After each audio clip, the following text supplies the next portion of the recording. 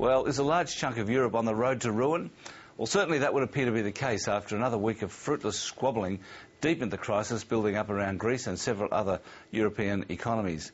So can the bullet be dodged, and does it really matter if any country defaults? I asked Westpac's Global Head of Fixed Income Strategy, Russell Jones. Russell, interesting point in your note this week. The countries don't actually get out of a debt crisis by fixing their budgets or by growing their economy. That actually doesn't happen. It's a very rare occurrence, but typically what you tend to see is a sort of cocktail of responses in policy.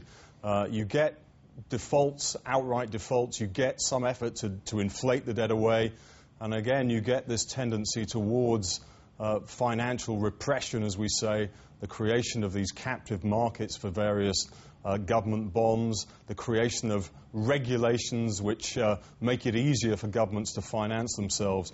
You get some kind of mixture of these. There's plenty of examples of that over the post-war period. The UK, the US, Australia actually reduced the outstanding liabilities they had at the end of the Second World War very dramatically by using this kind of combination of policies. How worried are you about Greece and the other peripheral countries? I mean, do you think we stand on the precipice of another credit crunch and banking crisis?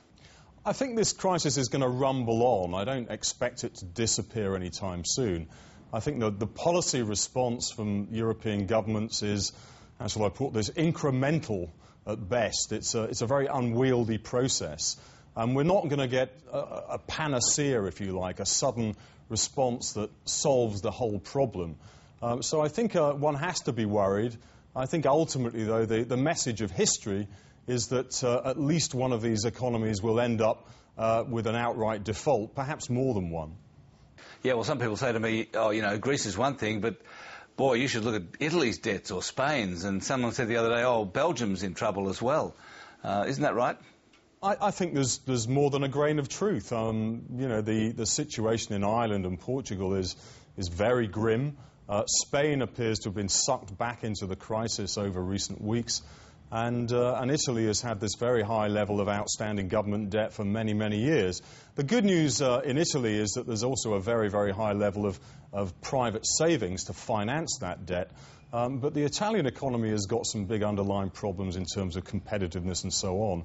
And I think if we did start to see defaults in one economy, the financial markets wouldn't be too picky about attacking some of these other economies. The notion of contagion, I think, would spread very, very rapidly. So what's your call on the euro, given the strength of Germany and the weakness everywhere else? I think with the euro, you've got to understand there's an awful lot of political capital has been sunk into this project over the last 50 or 60 years. It's going to take a hell of a lot to break it up. I think that there's going to be a huge effort from policymakers to try and hold things together over the course of the next couple of years. From the point of view of these individual economies, I think it makes a lot more sense to default within the Eurozone rather than outside it. I think that the problems they would encounter would probably be even more dramatic and even more painful for their respective populations if they exited the Eurozone anytime soon. So what's the next thing our viewers should watch for? I mean, how should we approach observing what's going on in Europe? Well, I think the next thing you'll see is an increase in the bailout funds, in the financial support for some of these economies, and in particular Greece. What you'll see as an aside to that, if you like, is a lot of conditionality attached to that additional financial support.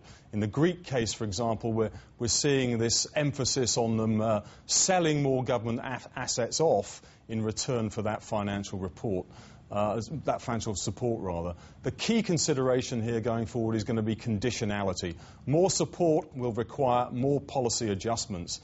Well, what if the people don't like that? Well, that's a problem. That is a big problem. We've already lost two governments around the periphery of Europe over recent months.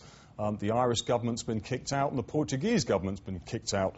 So it's, you know, democracy may intervene, and if democracy intervenes, well, perhaps it is possible that some of these countries do eject from the Eurozone. But as I said, I think don't underestimate the political commitment over the years sunk into the project. There'll be a lot of efforts to keep it together before it blows apart. Thanks very much, Russell. Thank you.